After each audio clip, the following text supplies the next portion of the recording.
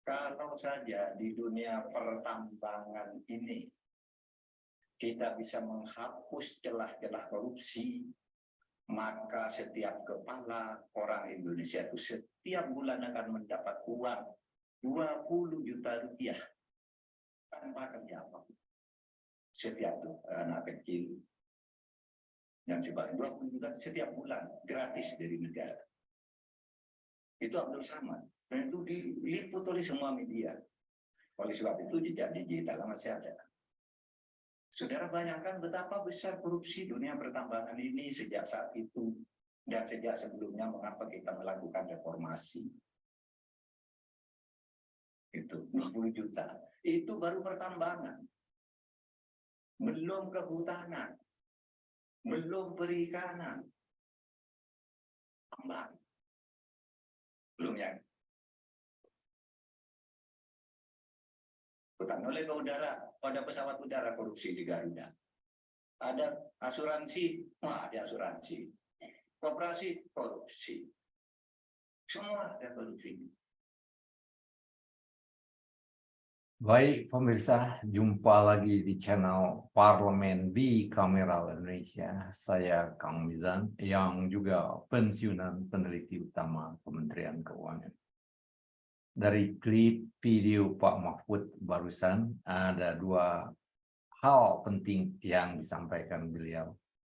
Pertama, kalau korupsi di sektor pertambangan dihabiskan, maka setiap warga negara Indonesia akan mendapatkan uang 20 juta per bulan tanpa perlu kerja.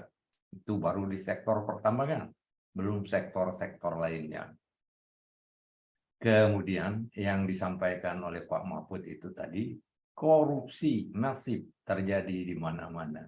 Di darat, di laut, di udara, asuransi, semuanya korupsi. Nah, video itu juga sangat relevan dengan menurunnya indeks persepsi korupsi Indonesia saat ini. Dengan kata lain, korupsi di Indonesia tambah merajalela di tahun ke-8 era Presiden Jokowi saat ini.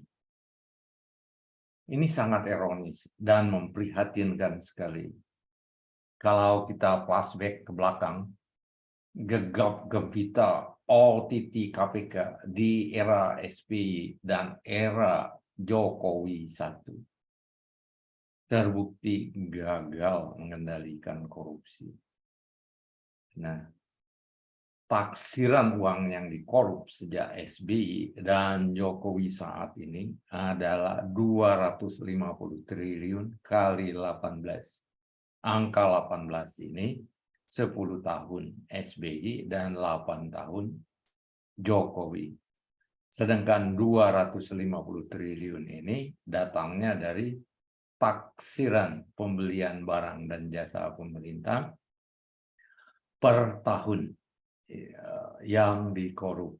Taksiran pembelian barang dan jasa pemerintah per tahun itu adalah 500 triliun. Jadi jumlah uang yang dikorup selama 18 tahun adalah 4.500 triliun. Banyak sekali uang ini, bro. Uang yang dihabiskan KPK. Dan kemudian kita lihat juga uang yang dihabiskan oleh lembaga anti rasuah atau lembaga anti korupsi di Indonesia yang ternyata gagal untuk mengendalikan korupsi, tapi uang yang dihabiskan cukup banyak. Itu ada 3 entitas anti korupsi di kita, 1 KPK, 2 BPK, dan 1 lagi BPKP. Ada lagi sebenarnya yang jumlahnya sangat banyak, yaitu inspektorat. Itu ada di seluruh kementerian dan lembaga negara, dan ada di seluruh pemerintah daerah. Itu provinsi aja sekarang sekitar 30 provinsi, sedangkan pemerintah daerah, kabupaten dan kota itu mendekati 600. Saya belum menghitungnya, tapi taksirannya jelas akan ribuan triliun juga yang digunakan untuk mengendalikan korupsi, tapi korupsi tidak habis-habisnya. Sangat memprihatinkan, sangat mengecewakan, dan sangat menyakitkan hati. Nah, total uang nih yang dihabiskan oleh 3 entitas anti korupsi ini selama 18 tahun adalah 127 triliun. Jadi kalau kita jumlahkan uang yang dikorup dan uang yang dihabiskan oleh lembaga-lembaga anti rasuah kita, yang 3 itu adalah 4.627 triliun rupiah. Uang ini sangat banyak, bro. Uang ini setara dengan membangun 40 jembatan Selat Sunda. Bayangin, bukan 1. 40 jembatan Selat Sunda. Jembatan Selat Sunda bisa dibangun. Jembatan Jawa Bali bisa dibangun. Jembatan Batam, Singapura, dan Malaysia bisa dibangun, dan lain-lain sebagainya. Selain itu, uang ini setara dengan penciptaan lapangan kerja atau penghasilan warga negara sebesar 23.000 triliun. Nah, dengan kata lain, uang ini jika tidak dikorup akan sangat mensejahterakan ekonomi kita, akan mensejahterakan kita semua. Kegiatan ekonomi akan bergerak dengan cepat, penghasilan masyarakat akan melonjak secara signifikan, dan orang-orang miskin akan ngibrit. Sekarang ini jumlah orang miskin dan rawan miskin itu sekitar 100 juta orang. Banyak, bro. Hampir separuh dari warga negara kita miskin dan rawan miskin. Selama 77 tahun kita merdeka. Mengecewakan sekali, kan? Kalau hal ini terus berlanjut, saya cemas sekali.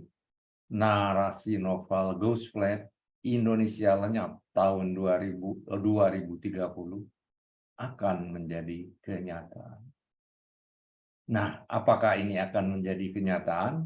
Coba kita lihat ke depan dalam jangka pendek. Jangka pendek, kita akan ada Pilpres di tahun 2024. Pertanyaannya, apakah presiden terpilih di tahun 2024 itu akan mampu mengendalikan korupsi? Jawabnya kita urut sebagai berikut. Pertanyaan pertama, apakah bisnis proses penetapan Capres 2024 sama dengan bisnis proses Pilpres-Pilpres terdahulu? Apakah ukuran kementerian negara akan tetap sama? Apakah coupling menteri negara akan tetap sama? Nah, jika jawabannya iya, maka kita lihat frasa keren Albert Einstein yang menyatakan hanya orang yang tidak waras yang mengharapkan hasil yang berbeda dengan mengerjakan pekerjaan yang sama secara berulang kali. Anda merasa waras atau tidak? Nah, kita lanjutkan nanti dengan video tentang 2 instrumen ampuh untuk mengendalikan korupsi di Indonesia. Ini akan diceritakan juga sebab-sebab utama atau sumber penyakit utama dari korupsi di Indonesia yang jarang sekali jika ada diangkat dan didiskusikan di berbagai forum, dari berbagai webinar ataupun Zoom meeting. Nah, nanti saya akan jelaskan sumber utamanya yang jarang atau tidak pernah diangkat tersebut. Kemudian akan dijelaskan 2 instrumen penting yang akan dapat mengendalikan korupsi. Instrumen pertama, alatnya sudah ada, tinggal ditegakkan. Instrumen kedua berat, itu memerlukan perjuangan yang lama. Tapi dalam perspektif waktu yang masih masuk akal. Demikian pemirsa, wabillahi taufiq wal hidayah. Wassalamualaikum warahmatullahi wabarakatuh.